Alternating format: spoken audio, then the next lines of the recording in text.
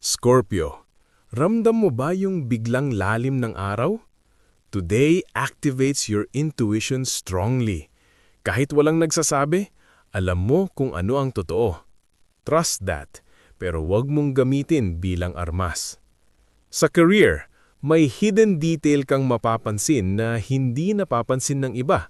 Dahil dito, may advantage ka.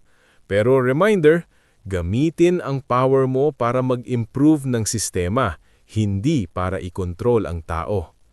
Sa love, Scorpio, honesty with softness ang challenge. Kung single ka, may attraction na intense agad, pero huwag magmadali. Kung may partner ka, today magandang araw para magbukas ng topic na matagal mo nang iniwasan, basta may compassion. Sa health, bantayan ang stress na naiipon sa katawan. Jaw, shoulders at tiyan ang sensitive today. Hydration at slow movement ang kailangan mo. Emotionally, may release moment ka. Maaring realization o simpleng pagtanggap na hindi mo kontrolado ang lahat, and that's okay. Sa money, strategic thinking favored. Good day para magplano, mag-invest ng oras sa research, hindi bigla ang gastos. Compatible sign today, Cancer.